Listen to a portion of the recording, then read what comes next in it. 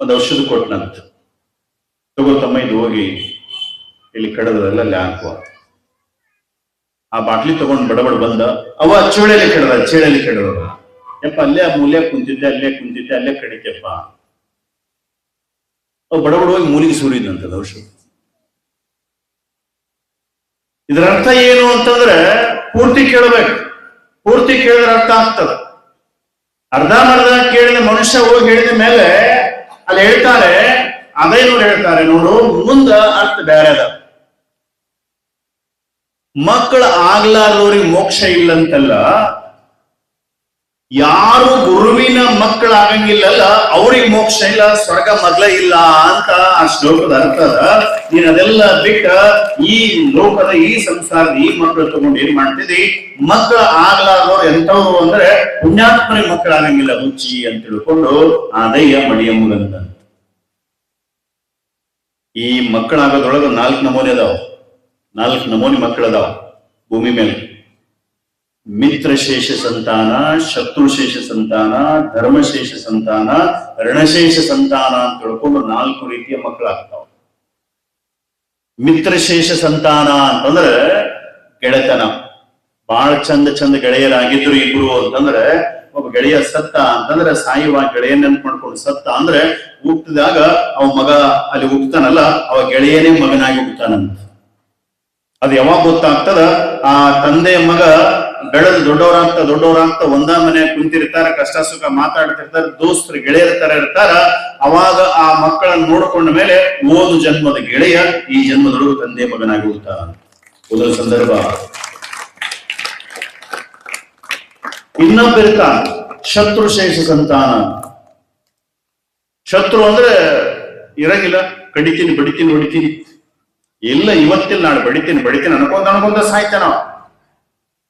ಆದ್ರೆ ಅವನ ಆಶಾ ಮುಗಿದಿರಂಗಿಲ್ಲ. ಅವ ಇವನೊಟ್ಟೆಗೆ ಹೋಗ್ತಾನ, ಯಾರೋ ಶತ್ರುನೊಟ್ಟೆಗೆ ಹೋಗ್ತಾನ. ಅವನ ಕಡೆ ತೊಳಿಸ್ಕೊಂಡು ಬಡಿಸ್ಕೊಂಡು ಉಣಿಸ್ಕೊಂಡು ದೊಡ್ಡವನಾಗಿ ತಂದೆ ಮಕ್ಕಳು ಇರ್ತಾರೆ ಎದರ ಬೆದರ ಖರೆ. ಆದ್ರೆ ಒಬ್ಬನ ಕಂಡ್ರೆ ಒಬ್ಬನಿಗೆ ಆಗ್ ಬರಂಗಿಲ್ಲ. ತಂದೆ ಮಕ್ಕಳು ಇರ್ತಾರೆ ಖರೆ, ಆದ್ರೆ ಜನ್ಮಾಂತರದ ಆ ಶತ್ರುತ್ವ ಈ ಜನ್ಮದಲ್ಲಿ ಕೂಡ ಬಗೆಯಾಗಿ ಬರ್ತದ.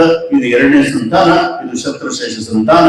ಹಿಂಗ ಕಣ್ಣು ಮುಚ್ಚಿದಾಗ ನಿಮ್ಗೆ ಆಲೋಚನೆ ಬರ್ತಿರ್ತಾವ, ನಮ್ಮ ಮಕ್ಕಳು ಹೆಂಗ, ಯಾಕ್ರಿ ನಮ್ಮ ಮಕ್ಕಳು ಯಾವ ಮಕ್ಕಳು ಅಂತ ತಿಳ್ಕೊಂಡು ಆಲೋಚನೆ ಬರ್ತಿರ್ತದಲ್ಲ.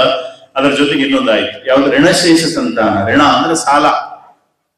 3 ಬಡ್ಡಿ 5 ಬಡ್ಡಿ 10 ಬಡ್ಡಿ ಅಂತ ಸಾಲ ತಂದಿರ್ತೀವಿ. ಕೊನೆಗೆ ಕೊಡಕ್ ಆಗಂಗಿಲ್ಲ. ಇವ್ ಕೇಳ್ಬೇಕಾಗಿತ್ತು ಅನ್ಕೊಂತ ಸಾಯ್ತಾರಲ್ಲ, ಇಸ್ಕೊಂಡವ ಇವ್ರ ಹೊಟ್ಟೆಗ ಹುಡ್ತಾನ. ಯಾರ ಹೊಟ್ಟೆಗ ಹುಡ್ತಾನ, ಬೆಳೆದ ದೊಡ್ಡವನಾಗ್ತಾನ. ಕೊನೆಗೆ ಅವ ಪೈಸಕ್ ಯಾರಿಗೂ ದಾನ ಮಾಡಂಗಿಲ್ಲ, ಧರ್ಮ ಮಾಡಂಗಿಲ್ಲ, ತಾನು ಸರಿಗೆ ಉಣ್ಣಂಗಿಲ್ಲ.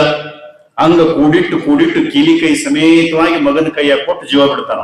ನೋಡ್ ಮಗ, ಇಷ್ಟ ಎಕರೆ ಹೊಲ ಮಾಡೀನಿ, ಇಷ್ಟು ಮನಿ ಮಾಡೀನಿ, ಇಷ್ಟು ಪ್ಲಾಟ್ ಮಾಡೀನಿ, ಇದು ನಿಂದು ನೋಡು ಅಂತ ಹೇಳೋ ಕೀಲಿ ಕೊಟ್ಟು ಸಾಯ್ತಾನಲ್ಲ. ಇದು ಯಾವುದಂದ್ರೆ ಋಣಶೇಷ ಸಂತಾನ. ಸಾಲ ಈಗಿನ ಜನ್ಮ ಸಾಲ ಈ ಜನ್ಮದಾಗ ಮಕ್ಕಳಾಗಿ ಹುಡ್ತಾವ. ಯಾವುದೋ ಒಂದು ಜನ್ಮದೊಳಗ ಈ ಭವಬಂಧನಕ್ಕ ಏನಾದ್ರೂ ಒಂದು ಲಿಂಕ್ ಇದ್ರೆ ಈ ಎಲ್ಲ ಸಂತಾನಗಳು ಆಗ್ತಾವ. ಯಾವ ಜನ್ಮದಲ್ಲಿ ಶತ್ರುಗಳಿಲ್ಲ, ಯಾವ ಜನ್ಮದಲ್ಲಿ ಮಿತ್ರರಿಲ್ಲ, ಯಾವ ಜನ್ಮದಲ್ಲಿ ಸಾಲ ಮಾಡಿಲ್ಲ, ತನ್ನ ಪಾಡಿಗಿತ ಬದುಕಿದ್ದ, ತನ್ನ ಪಾಡಿಗಿತ ಅಂತ ತಿಳಿದಿದ್ದ, ಎಲ್ಲಾ ರೀತಿ ಆಗಿದ್ದ ಅಂದ್ರೆ ಅವ್ರಿಗೆ ಜಲ್ದಿ ಮಕ್ಕಳಾಗುವುದಿಲ್ಲ.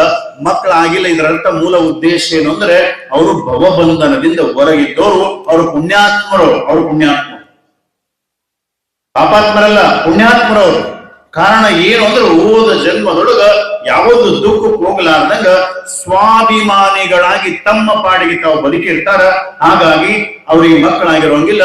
ಅವ್ರಿಗೆ ಏನಾದ್ರೂ ಅವರ ತಾವಾಗಿ ತಿಳ್ಕೊಂಡು ಮಕ್ಕಳು ಬೇಕು ಅಂತ ಅನಿಸಿದ್ರೆ ಈ ಧರ್ಮದೊಳಗೆ ಇನ್ನೊಂದು ಶಬ್ದ ಅದ, ಏನಂದ್ರೆ ಧರ್ಮಶೇಷ ಸಂತಾನ ಅನ್ನೋದಕ್ಕ ಆಗಿಂದಾಗಲೇ ಹೇಳಿದ ಮೇಲೆನೆ ಇಂತಹ ಗುರುಗಳು ಪಾದಕ್ಕೆ ಬಂದ ನಮಸ್ಕಾರ ಮಾಡಿ, ಗುರುಗಳೇ ನಾವು ಮಕ್ಕಳಾಗಿಲ್ಲಪ್ಪ ಅನ್ನುವಂತ ಮಾತನ್ನ ಕೇಳಿದಾಗ ಗುರುಗಳು ಒಂದಿಷ್ಟು ಪ್ರಸಾದ ಮಾಡಿಸಪ್ಪ, ಶಿವ ಮಾಡಿದ ಒಳ್ಳೇದು ಮಾಡ್ತಾನ, ಒಂದಿಷ್ಟು ಪುಣ್ಯದ ಕೆಲಸ ಮಾಡು ಅಂತ ತಿಳ್ಕೊಂಡು ಪುಣ್ಯದ ಕೆಲಸ ಕಚ್ಚಿ ಪುಣ್ಯ ಸಂಗ್ರಹ ಆದ ಮೇಲೆ ಅವ್ರಿಗೇನು ಸಂತಾನ ಆಗ್ತದ ಅದು ಧರ್ಮಶೇಷ ಸಂತಾನ. ಆ ಆ ಸಂತಾನ ಹೆಂಗಿರ್ತದ ಅಂದ್ರೆ ಆ ಮಗ ಬೆಳೆದಂಗೆಲ್ಲ ಸಂಪತ್ತು ಬೆಳ್ಕೊಂತ ಹೋಗ್ತದ. ಅವನಿಗೆ ಎಲ್ಲೂ ಕೂಡ ದುಃಖನೇ ಕೊಡಂಗಿಲ್ಲ. ಅಂತ ಮಕ್ಕಳೇನಾಗ್ತಾವಲ್ಲ ಆ ಮಕ್ಕಳು ಧರ್ಮಶ್ರೇಷ್ಠ ಸಂತಾನ. ಇಂಥ ಸಂತಾನ 4 ನಮೂನೆ ಇರ್ತಾವ. ಹಾಗಾಗಿ ಇಲ್ಲಿ ಅದೇ ಹೇಳ್ತಾನ, ನೋಡು ನಾವು ಪುಣ್ಯಾತ್ಮರದೀವಿ ಅಂತ. ಹೆಂಡತಿ ನಾವು ಪುಣ್ಯಾತ್ಮರದೀವಿ, ದುಃಖ ಮಾಡೋದು ಬೇಡ, ಕೊಡ ಶಿವ ಕೊಡ್ತಾನ. ಮಕ್ಕಳಿದ್ದವರೆಲ್ಲ ಸುಖವಾಗದಾರೆ ಹಂಗೆಲ್ಲ ವಿಚಾರ ಮಾಡಬಾರದು. ಮುಂಜಾನೆ ಸಂಜೆ ಆಗತ್ತ ನಾವು ಒಂದು ಊದಿನ ಕಟ್ಟಿ ಹಚ್ಚಿ ದೇವ್ರ ಮುಂದೆ ಬೆಳಗ್ಗೆ ಸಾಯಂಕಾಲ ತಾನ ಅದು ಕೊಡು ಇದು ಕೊಡು ಅಂತ ಹೇಳ್ಕೊಂಡು ದೇವ್ರನ್ನ ಕೇಳಿದೀವಿ ಅಂದ್ರೆ ಭಕ್ತಿ ಅಂತಾರೇನು, ಕೂಲಿ ಅಂತಾರೆ, ಕೆಲಸ ಅಂತ. ಮಾಡೋದು, ದುಡಿಯೋದು, ದುಡಿದು ಸುಮ್ಮನೆ ಇರೋದು ಅಷ್ಟೇ. ನೀವು ಕೊಡೋದು ನಿನ್ನಿಷ್ಟ ಅಂತ ಯಾರು ನಿಷ್ಕಾಮ್ಯ ಭಕ್ತಿಯಿಂದ ಏನ್ ಸೇವಾ ಮಾಡ್ತಾರ ಅದ್ರ ಫಲ ವಿಶೇಷವಾಗಿರ್ತದ. ಸುಮ್ಮನೆ ಸೇವಾ ಮಾಡೋದು ಅಂತ ಮಾತನ್ನು ಹೇಳಿದಾಗ ಆಯ್ತು ಅಂತ ತಿಳ್ಕೊಂಡು ಗಂಡನ ಪಾದಕ್ಕೆ ನಮಸ್ಕಾರ ಮಾಡಿಕೊಂಡು ಒಂದು ಆಲೋಚನೆ ಮಾಡಲಾರದಂಗ ಅವಾಗ ದೇವರ ಮುಂದೆ ಒಂದು ಮಾತು ಅಂತಿದ್ಲ, ಕಂದನ ಕೊಡುಶಿವನೆ ಬಂಧನ ಬಡಲಾರೆ ಬಂಜಂಬ ಶಬ್ದ ಬರಲಾರ. ಮುಂಜೇನೆ ಹುಟ್ಟಲಿ ಸಂಜೆಯಲ್ಲಿ ಸಾಯಲಿ ಬಂಜಂಬ ಶಬ್ದ ದೂರ ಆಗ್ಲಿ ಅನ್ನುವಂತಹ ರೀತಿಯಲ್ಲಿ ಆ ದೇವರನ್ನು ಬೆಳೀತಾ ದಿನಗಳು ಕಳೆದಂತಹ ಸಂದರ್ಭದೊಳಗ ದಿನಗಳು ಕಳೀತಾ ಒಂದು ದಿವಸ ಕನಸು ಬೀಳ್ತದೆ. ಮನೆಯಾಗ ಅಕ್ಕ ತಂಗಿಯರು ಇಬ್ರು ಅದಾರ, ಎರಡು ಕುಟುಂಬ. ಆ ಮಡಿಯಮ್ಮನ ಕನಸಿನೊಳಗ ಸಾಕ್ಷಾತ್ ಪರಮಾತ್ಮ ಜಂಗಮ ರೂಪವನ್ನು ಧರಿಸಿ, ಮಡಿಯಮ್ಮ ನಿನ್ನ ಭಕ್ತಿಗೆ ನಾನು ಮೆಚ್ಚಿದಿನವ, ನಿನ್ನ ಒಂದು ಕುಟುಂಬಕ್ಕೆ ಕೈಲಾಸದ ನಂದಿನಾಥನೇ ನಿನ್ನ ವಂಶದೊಳಗ ಜನಿಸಿ ಬರ್ತಾನೆ, ನಿನ್ನ ತಂಗಿಯ ಉದರದಿಂದ ಜನಿಸಿ ಬರ್ತಾನೆ. ಹಡೆದ ತಾಯಿ ನಿನ್ನ ತಂಗಿಯಾಗಿ, ಪಡೆದ ತಾಯಿ ನೀನಾಗಿ, ಉಭಯ ತಾಯಿಯರ ಮುದ್ದಿನ ಮಗುವಾಗಿ ಆ ಮಗುವನ್ನ ಬೆಳೆಸಲಿಲ್ಲ, ಅಲ್ಲೇ ಪಲ್ಲೆ ಮಾಡ್ರಿ. ಅವನಿಗೆ ಆ ಮಗುವಿಗೆ ಶರಣಬಸವ ಅಂತ ನಾಮಕರಣ ಮಾಡಿ, ಆ ಶರಣಬಸವ ಆತ ದೈವೋಶ ಸಂಭೂತನಾಗಿ ಬೆಳೆದ ನಂತರದೊಳಗ ಆ ಪುಣ್ಯದ ಕಾಲ ಸೂರ್ಯ ಚಂದ್ರರವರೆಗೂ ಕೂಡ ನಿಮ್ಮ ಹೆಸರು ಅಜರಾಮರವಾಗಿರುತ್ತದೆ ಅನ್ನುವಂತ ಆಶೀರ್ವಾದವನ್ನ ಆ ಶಿವ ಜಂಗಮ ರೂಪದಿಂದ ಆ ತಾಯಿಗೆ ಕನಸಿನೊಳಗೆ ಆಶೀರ್ವಾದ ಮಾಡಿದ. ಇಂಥದ್ದೇ ಒಂದು ಕನಸ ತಂಗಿಗೆ ಬಿತ್ತು, ಸಂಗಮ್ಮನಿಗೆ ಬಿತ್ತು. ಮಗಳೇ, ನಿನ್ನ ಭಕ್ತಿಗೆ ನಾನು ಮೆಚ್ಚಿದ್ದೇನವ, ನಿನಗೊಂದು ದೈವಾಂಶ ಸಂಭೂತನಾದಂತ ಕೈಲಾಸದ ನಂದಿಯೇ ಜನಿಸಿ ಬರ್ತಾನ, ಆ ಮಗುವಿಗೆ ಶರಣಬಸವ ಅಂತ ನಾಮಕರಣ ಮಾಡು. ಹಡೆದ ತಾಯಿಯಷ್ಟೇ ನೀನು, ಪಡೆದ ತಾಯಿ ನಿನ್ನಕ್ಕ. ಕಾರಣ ಒಂದಿಷ್ಟು ಕೂಡ ತಾರತಮ್ಯ ಮಾಡದೆ ಆ ಮಗುವನ್ನ ಚಂದ ಅಲ್ಲೇ ಪಾಲನೆ ಮಾಡಿದ್ದೆ ಆಯ್ತು ಅಂದ್ರೆ ಪುಣ್ಯ ನಿಮಗೆ ಲಭಿಸ್ತದೆ. ಸಾಕ್ಷಾತ್ ದೈವಾಂಶ ಸಂಭೂತನಾದಂತ ಆ ಮಗುವಿಗೆ ತಾಯಿ ಆಗುವಂತ ದೊಡ್ಡ ಸೌಭಾಗ್ಯ ನಿಮ್ಮದಾಗ್ತದೆ ಅನ್ನುವಂತ ಮಾತನ್ನ ಆ ಕನಸಿನೊಳಗ ಹೇಳಿ ಆ ಶಿವ ಆ ಜಂಗಮ ಅದೃಶ್ಯನಾದ. ಬೆಳಕರಿ ಅಕ್ಕ ತಂಗಿಯರು ಇಬ್ಬರು ಕೂಡಿದರು. ಅಕ್ಕ ನನಗಿಂತ ಕನಸು ಬಿದ್ದಿದ್ದು, ತಂಗಿ ನನಗಿಂತ ಕನಸು ಬಿದ್ದಿದ್ದು. ಕನಸಲ್ಲಿ ಶಿವ ಬಂದಿದ್ದ, ಹಿಂಗ್ ಹೇಳಿದ, ಹೌದವ ನನಗಿಂತ ಕನಸು ಬಿದ್ದಿತ್ತು. ಬಹಳ ಚಂದ. ಆ ಸಂತೋಷ ಎಷ್ಟಾಗಿತ್ತು ಅಂದ್ರೆ ದಟ್ಟ ದರಿದ್ರನಿಗೆ ಒಂದು ಹಾಂಡೆ ಬಂಗಾರ ಸಿಕ್ಕರೆ ಹೆಂಗ್ ಖುಷಿ ಆಗ್ತದಲ್ಲ, ಒಬ್ಬ ಕುರುಡನಿಗೆ ಕಣ್ಣು ಬಂದ್ರೆ ಏನು ಖುಷಿ ಆಗ್ತದಲ್ಲ, ಅಂಥ ರೀತಿಯೊಳಗೆ ಖುಷಿ ಆಯ್ತು. ದಿನಗಳು ಕಳೀತವೆ. ಕನಸು ಬಿದ್ದ 3 ತಿಂಗಳಾಗ್ತದೆ. ಸಂತೋಷದ ತಂಗಿ ಹೇಳ್ತಾಳೆ, ಅಕ್ಕ ಇಂದಿಗೆ ಕನಸು ಬಿದ್ದು 3 ತಿಂಗಳಾಯಿತು, ನನಗೂ ಕೂಡ 3 ತಿಂಗಳ ಗರ್ಭ ಧರಿಸಿದ ಒಂದು ಸೂಚನೆ ಸಿಕ್ಕಿದೆ ಅನ್ನುವಂತ ರೀತಿಯಲ್ಲಿ ಹೇಳ್ತಾ 4 ತಿಂಗಳಾಗ್ತದೆ, 5 ತಿಂಗಳಾಗ್ತದೆ. ಒಳ್ಳೊಳ್ಳೆ ಬಯಕೆಗಳ ಆರಂಭ ಆಗ್ತವೆ. ಆ ಒಳ್ಳೊಳ್ಳೆ ಬಯಕೆಗಳ ಆರಂಭ ಆದಾಗ ದಿನಗಳು ಕಳೆದಂತೆ ಪದ್ಧತಿ ಅನುಸಾರವಾಗಿ ಆ ಒಂದು ಮನೆಯ ತವರು ಮನೆಯವರು ಬುದ್ಧಿ ತಂದು ಕೊಡ್ತಾರೆ, ಬುದ್ಧಿ ಮಾಡ್ತಾರೆ, ಸೀಮಂತ ಮಾಡ್ತಾರೆ. ಆಮೇಲೆ 8ನೇ ತಿಂಗಳಿಗೆ ಮನೆ ಗುರುಗಳಾಗಿರ್ತಕ್ಕಂಥ ಗುರು ಮರುಳಾರಾಧ್ಯರಂತಕ್ಕಂಥವ್ರನ್ನ ಕರೆಸಿ ಅವರ ಪಾದೋದಕವನ್ನೆಲ್ಲ ಚಿಮುಕಿಸಿ ಅವರ ಮುಖೇನ ಆ ಒಂದು ಗರ್ಭಕ್ಕೆ ಲಿಂಗಧಾರಣ ಮಾಡಿಸುವಂತ ಒಂದು ಸಂಸ್ಕಾರ. ಆ ಪದ್ಧತಿ ಅನುಸಾರವಾಗಿ ಆ 8ನೇ ತಿಂಗಳಿಗೆ ಗರ್ಭಕ್ಕೆ ಸಂಸ್ಕಾರ ಕೊಡಿಸ್ತಾರೆ. ನಂತರ ಹೀಗೆ 9 ತಿಂಗಳು 9 ದಿವಸ ನವಮಾಸಗಳು ತುಂಬಿ ಒಳ್ಳೆ ಶುಭವಾರ ಶುಭ ದಿವಸ ಗಂಡು ಮಗುವಿಗೆ ಜನ್ಮ ಕೊಡ್ತಾಳೆ.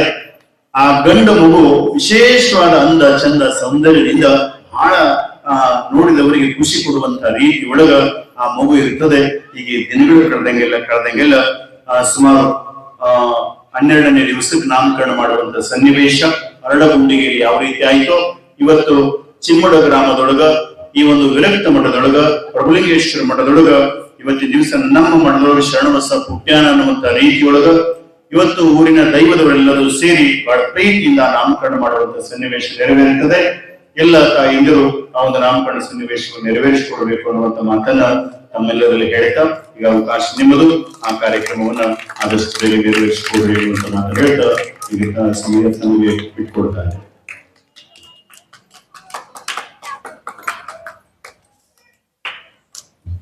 ಜೋಗಳ ಹಚ್ಚಲಾರದ ಇನ್ನು ಹಚ್ಚಿರ್ಲಾರದಂತ ಮಕ್ಕಳಿಗೆ ಗುರುಕುಲ ಶಿಕ್ಷಣ ಪದ್ಧತಿಯನುಸಾರವಾಗಿ ನಾಳೆ ದಿವಸ ಅಕ್ಷರಾಭ್ಯಾಸ ಕಾರ್ಯಕ್ರಮ ಇರ್ತದೆ. ಶ್ರೀಮಠದ ಶಾಸ್ತ್ರಿಗಳಿಂದ ಸರಸ್ವತಿ ಗಣಪತಿ ಪೂಜೆ ಮಾಡಿಸಿ ಸಂಕಲ್ಪ ಮಾಡಿಸಿ ಅವರಿಗೆ ಅಕ್ಷರಾಭ್ಯಾಸ ಪಾಠಿಯೊಳಗ ಗುರುಗಳ ಮುಖೇನ ಓಂಕಾರವನ್ನು ಹಾಕಿಕೊಡ್ತಕ್ಕಂಥ ಒಂದು ಕಾರ್ಯಕ್ರಮ ನಾಳೆ ದಿವಸ ಬಹಳ ಸುಂದರವಾಗಿ ಸಾಗ್ತದೆ. ನಿಮ್ಮ ಅಕ್ಕಪಕ್ಕ ಓಣಿಯೊಳಗ ಸ್ವಲ್ಪ ಯಾರಿಗೆ ಗೊತ್ತಿಲ್ಲ ಆದಷ್ಟು ಆ ವಿಷಯವನ್ನ ತಿಳಿಸಿ ಆ ಮನೆಯಲ್ಲಿ ಆ ಮಕ್ಕಳಿದ್ರೆ ಆ ಒಂದು ಕಾರ್ಯಕ್ರಮಕ್ಕೆ ಹೆಸರು ಬರೆಸಬೇಕನ್ನುವಂತ ಸೂಚನೆ ಹೇಳ್ತಾ, ಇವತ್ತು ನಾಳೆ 3 ಗಂಟೆ ಒಳಗಾಗಿ ಆ ಮಕ್ಕಳ ಹೆಸರನ್ನು ಬರೆಸಬೇಕು. ಯಾರು ಅಕ್ಷರಾಭ್ಯಾಸ ಮಾಡಿಸೋರಿದ್ದೀರಿ ಆ ಹೆಸರನ್ನ ನಮ್ಮ ಸಮಿತಿಯ ಹಿರಿಯರಲ್ಲಿ, ಅವ್ರ ಹೆಸರು ಹೇಳ್ರಿ ಸರ್. ಹೆಸರು ಪ್ರಕಾಶ್ ಸರ್ ಅವರು ಬರೀತಾ ಇರ್ತಾರೆ. ಅವ್ರ ಹತ್ರ ಆ ಮಕ್ಕಳ ಹೆಸರನ್ನ, ಆ ತಂದೆ ತಾಯಿ ಹೆಸರನ್ನು ಬರೆಸಬೇಕು ಅನ್ನುವಂತ ಸೂಚನೆ. ಆಮೇಲೆ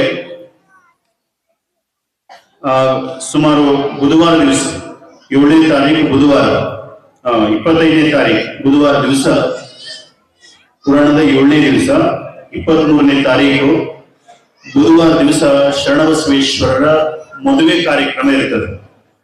ಸಂಕ್ಷಿಪ್ತ, ಬಹಳ ಬೆಳಸಂಗಿಲ್ಲ, ಸಂಕ್ಷಿಪ್ತ ಒಂದು 20-30 ನಿಮಿಷದೊಳಗ ಆ ಮದುವೆ ಕಾರ್ಯಕ್ರಮವನ್ನ ಮಾಡುವಂತ ಒಂದು ಕಾರ್ಯಕ್ರಮ ಇರ್ತದೆ. ಇಲ್ಲ ನಾವು ಬಹಳ ಚಂದ ಮಾಡ್ತೀವಿ, ಮಾಡೋಣ ಅನ್ನುವಂತ ಸಂಕಲ್ಪ ನಿಮ್ಮದಾಗಿತ್ತು ಅಂದ್ರೆ ನಿಮ್ಮೊಳಗನ ಬೀಗರಾಗೋರು, ಹೆಣ್ಣಿನ ಕಡೆ ಆಗೋರು ಯಾರು, ಗಂಡಿನ ಕಡೆ ಆಗೋರು ಯಾರು, ಆಮೇಲೆ ಆ ಕಡೆ ಗಂಡ ಹೆಂಡತಿ, ಈ ಕಡೆ ಗಂಡ ಹೆಂಡತಿ ಇಬ್ರು ನಿಂತ ಆ ಒಂದು ನಿಶ್ಚಯ ಕಾರ್ಯ ಮಾಡಿದ ಮೇಲೆ ಆ ಒಂದು ಮದುವೆ ಕಾರ್ಯಕ್ರಮ, ಆ 2 ಗೊಂಬಿ, ಹೆಣ್ಣು ಗೊಂಬಿ ಗಂಡು ಗೊಂಬಿ ತರಿಸಿ ಅಲ್ಲಿ ಹುಡುಗರನ್ನು ಕುಂದಿರಿಸಿ ಆ ಒಂದು ಮದುವೆ ತರನೇ ಆ ಮದುವೆ ಕಾರ್ಯಕ್ರಮ ಮಾಡುವಂತದ್ದು. ಇದರ ಅರ್ಥ ಏನು ಅಂದ್ರೆ ಈ ದಾರಿಯಾರಿ ಕೊಡುವಂತದ್ದು, ತಾಳಿ ಕಟ್ಟಿಸುವಂತದ್ದು, ಆಮೇಲೆ ಇನ್ನೆಲ್ಲ ರೀತಿಯ ಸಂಸ್ಕಾರ ಕಾರ್ಯಕ್ರಮ ಇರ್ತಾವ. ನೀವೆಲ್ಲರೂ ಮಾಡಿ ಮದುವೆ ಮಾಡಿಬಿಡ್ತಾರೆ. ಮದುವೆ ಮಾಡಿ 6-8 ತಿಂಗಳ ವರ್ಷ ಕಳೆಯೋದ್ರೊಳಗಾಗಿ ಆ ಹೆಣ್ಮಗಳು ಒಟ್ಟಿಲಾಗಿ ಬಂದ ನಂತರದಲ್ಲಿ ಅಲ್ಲಿಗೆ ಸಾಲ ಪಾಲ ಜಗ್ಗಿ ಆಗಿರ್ತವೆ. ಈ ಮತ್ತೆ ಖರ್ಚು ಮಾಡಿ ಮಾಡೋದಿಲ್ಲ ಅಂತ ತಿಳ್ಕೊಂಡು ಕೆಲವೊಬ್ರು ಏನ್ ಹೇಳ್ತಾರೆ, ನಮ್ ಕಡೆ ನಡೆಯಿಲ್ಲ ಅಂತ ಹೇಳ್ಬಿಡ್ತಾರ. ನಮ್ ಕಡೆ ನಡೆಯಿಲ್ಲ ಅಂತ ತಿಳ್ಕೊಂಡು ಅಲ್ಲೇ ಮುಗಿಸ್ಬಿಡ್ತಾರ. ಸೀಮಿತ ಕಾರ್ಯಕ್ರಮದ ಉದ್ದೇಶ ಏನು ಅಂದ್ರೆ ಆ ಹೆಣ್ಮಗಳ, ಪರಿಪೂರ್ಣ ಹೆಣ್ಣು ಮಗಳಿಗೆ, ಒಬ್ಬ ಮಗುವಿಗೆ ತಾಯಿಯಾಗಿ ಆ ಹೆಣ್ತನದ ಸಂಕೇತವಾದಂತ ಪರಿಪೂರ್ಣ ಹೆಣ್ಣು ಮಗಳಾದಂತ ಆಕೆಗೆ ಆ ಜೀವನದೊಳಗ ಅದೇ ಸೀಮಂತ ಕಾರ್ಯಕ್ರಮ, ಕೊನೆ ಕಾರ್ಯಕ್ರಮ, ಸಂಭ್ರಮದ ಕಾರ್ಯಕ್ರಮ, ಲಾಸ್ಟ್ ಕಾರ್ಯಕ್ರಮ ಅದನ್ನ ಯಾವ ಮನೆಯೊಳಗ ಸೀಮಂತ ಕಾರ್ಯಕ್ರಮ ಒಬ್ಬ ಹೆಣ್ಮಗಳಿಗೆ ಅರಿಶಿನ ಕುಂಕುಮ ಬಾಗಿನ ಕೊಟ್ಟು ಏನು ಯಶಸ್ವಿ ಆ ಸೀಮಂತ ಕಾರ್ಯಕ್ರಮ ಮಾಡ್ತಾರಲ್ಲ, ಆ ಮನೆ ಆ ಅಷ್ಟಲಕ್ಷ್ಮಿಯರ ಆಶೀರ್ವಾದ ಮನೆತನಿಗೆ ಆಗ್ತದೆ ಅನ್ನುವಂತ ಒಂದು ವಾಡಿಕೆ ಅದ. ಆ ರೀತಿಯೊಳಗೆ ಇವತ್ತಿನ ಈ ಒಂದು ಶರಣಬಸಪ್ಪನ ಪುರಾಣದೊಳಗ ಮಾದಮ್ಮನ ಸೀಮಂತ ಕಾರ್ಯಕ್ರಮದೊಟ್ಟಿಗೆ ನಿಮ್ಮ ಊರೊಳಗಿರ್ತಕ್ಕಂಥ ಆ ಚೊಚ್ಚಲ ಗರ್ಭಿಣಿಯರ ಸೀಮಂತ ಕಾರ್ಯಕ್ರಮ ಇರ್ತದೆ. ಆ ಶುಕ್ರವಾರ ದಿವಸ ಇರೋದ್ರಿಂದ ದಿನಗಳು ಬಾಳಿಲ್ಲ. ಯಾರಾದ್ರೂ ಇದ್ರೆ ಆ ಹೆಸರನ್ನು ಕೂಡ ನಮ್ಮ ಪ್ರಕಾಶ್ ಅವರಲ್ಲಿ ಅವ್ರ ಹತ್ರ ಆ ಹೆಸರು ಬರೆಸ್ಬೇಕು.